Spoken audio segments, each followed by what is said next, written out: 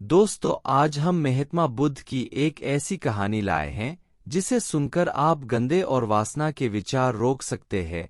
अगर आप गौतम बुद्ध के सच्चे भक्त हो तो चैनल सब्सक्राइब करके कमेंट में नमो बुद्धाय जरूर लिखे। एक बार एक युवक भगवान बुद्ध के पास आया और बोला, हे भगवान, मेरे मन में इतने गंदे विचार क्यों उत्पन्न होते हैं, और जब किसी स्त्री को देखता हूँ तो मन में अजीब तरह की हलचल होने लगती है और मेरा मन एक स्थान पर स्थित नहीं रह पाता है।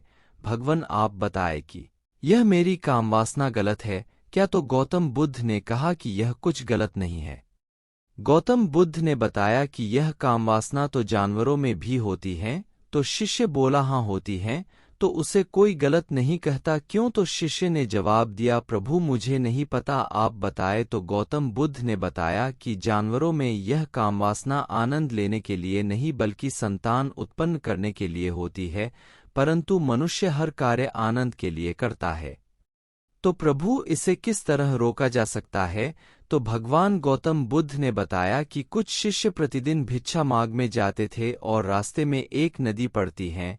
नदी के किनारे एक वृक्ष के नीचे एक युवक खड़ा था और वह युवक छुप छुप कर देख रहा था। तो वह शिष्य उस युवक के पास गया और बोला, अरे भाई, आप यहाँ छुप छुप कर क्या देख रहे हो? तो उस युवक ने कहा कि तुमको नहीं दिखाई देता वहाँ नदी पर? तो शिष्य ने कहा, क्या? तो युवक ने कहा कि तुम उन युवतियों को देख रहे हो? तो शिष्य ने कहा, हाँ मैं देख रहा हूँ, वह पानी भरते समय कितनी सुंदर लगती है और चरते समय उनकी लचकती कमर देख पा रहे हो और उनकी चोटी कमर पर किस तरह से लग रही है, यह काफी सुंदर दृश्य है। तो जो शिष्य अभी तक निडर था वह यह सब देखकर उसके मन में डर सा महसूस होने लगा और वह भी पेड़ के पीछे छिप गया और युक्तियों को देखने लगा। यह सब काफी दिन तक चलता रहा और वह शिष्य जब भी भिक्षा मांगने जाता तो पहले उस पेड़ के पास जाकर युक्तियों को देखता। अब उसका मन किसी कार्य में नहीं लगता था और वह आश्रम में भी भयभीत रहने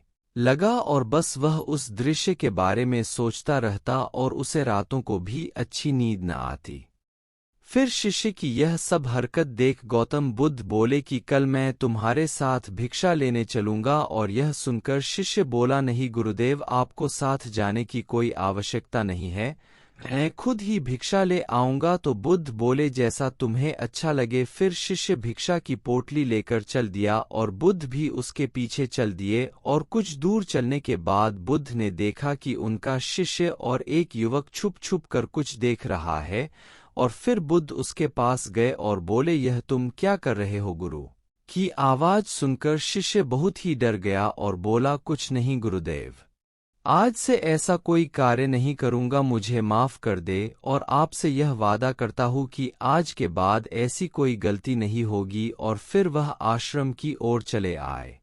कुछ दिन बाद शिष्य का मन भयभीत रहता और ऐसा लगता कि वह पहले से काफी गुस्से वाला हो गया और वह रात को अच्छी तरीके से सो नहीं पाता। बुद्ध ने शिष्य की सारी हरकत समझ गए और एक रात बुद्ध शिष्य के पास गए। फिर बोले कि तुम इतना भयभीत क्यों रहते हो? तो शिष्य डरते हुए बोला, गुरुदेव, मैं यह सब भूलना तो चाहता हूँ परंतु मैं भूल नहीं पा रहा और मेरे मन में उसी तरह के चित्र और मन यह करता है कि मैं युक्तियों के दर्शन करूं, इसलिए मैं रात में सो नहीं पाता। तो फिर गौतम बुद्ध ने कहा कि कल प्रातःकाल बगीचे में मिलो। और सुबह होते ही शिष्य और गुरु बगीचे में गए और गौतम बुद्ध ने कहा कि तुम इस नाली को देख रहे हो? तो शिष्य ने कहा, हाँ गुरुदेव, देख रहा हूँ। गौतम बुद्ध ने इस नाली का पानी आगे जाने से रोक सकते हो? तो शिष्य ने कहा, हाँ गुरुदेव। फिर शिष्य ने नाली में थोड़ी मिट्टी डाली और बोला कि यह पानी रुक गया। तो बुद्ध ने कहा कि यह पानी तो अभी भी आगे जा रहा है। फिर से शिष्य ने पत्थर और मिट्टी डाली और बोला, अब तो पानी आगे नहीं जा रहा। तो बुद्ध ने कहा, तुम खुद देख सकते हो कि यह पानी धीरे धीरे निकल कर बह रहा है। तो शिष्य ने इस बार एक बड़ा पत्थर नाली में डाल दिया और बोला, अब तो पानी बिल्कुल बाहर नहीं निकल रहा। तो बुद्ध ने कहा कि किनारे से निकल कर पानी अभी भी जा रहा है। तो अब शिष्य ने कहा, गुरुदेव, आप ही कोई उपाय बताएं। तो बुद्ध शिष्य को नदी के किनारे ले गए जहां से वह नाली जुड़ी थी और बोले, अब इसे बंद किया जा सकता है। फिर शिष्य उसमें मिट्टी पत्थर डालकर उसे अच्छी तरह से बंद कर देता है। और फिर बुद्ध बोले कि तुमने तो बगीचे की सारा पानी बंद कर दिया, अब बगीचे के पेड़ पौधे सूख जाएंगे अगर पानी नहीं मिला। अगर तुम इस नाली को एक दिन के लिए बंद कर दोगे तो बगीचे में कुछ ऐसे पौधे हैं जो एक दिन का पानी न मिलने से मर जाएंगे। तो शिष्य ने कहा, क्या मैं यह नाली के पानी को अधिक खोल दूं? तो बुद्ध ने कहा कि अगर तुम इस नाली का अधिक पानी खोल दोगे तो बगीचे के सारे पेड़ गलकर नष्ट हो जाएंगे। और शिष्य ने कहा, अगर इस पानी को न खोला जाए तो बुद्ध ने कहा कि नहीं खोलने पर भी यह सभी बगीचे के पेड़ पौधे नष्ट हो जाएंगे। तो फिर शिष्य ने वह नाली खोल दी। तो गुरु ने कहा, इस तरह तुम्हारा जीवन है, अगर पानी अधिक खोल देते हो तो भी बगीचा नष्ट हो जाएगा और अगर नहीं खोलते हो तो भी नष्ट हो जाएगा। और यह तुम्हारे जीवन से काफी मेल खाता है।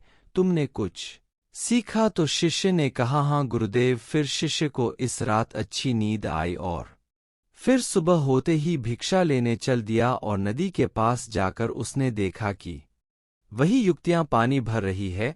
तो वह उनके पास गया और बोला कि थोड़ा पानी मिलेगा। तो उसमें से एक ने उसे पानी पिलाया और चरण स्पर्श किया। शिष्य ने भी उसे आशीर्वाद दिया और फिर वह चल दिया। तो उसी पेड़ के नीचे वह युवक खड़ा था। तो उस युवक ने शिष्य से कहा, तुम तो हमसे भी तेज हो, आज तो तुमने पास से दर्शन किए। तो शिष्य ने कहा, क्यों अपना समय बर्बाद कर रहे हो? अगर तुम्हें कोई पसंद है तो शादी कर लो, नहीं तो कुछ बन जाओ तब शादी कर लेना। और फिर वह युवक भी समझ गया और कुछ बनने पर अपना पूरा समय देने लगा। धन्यवाद।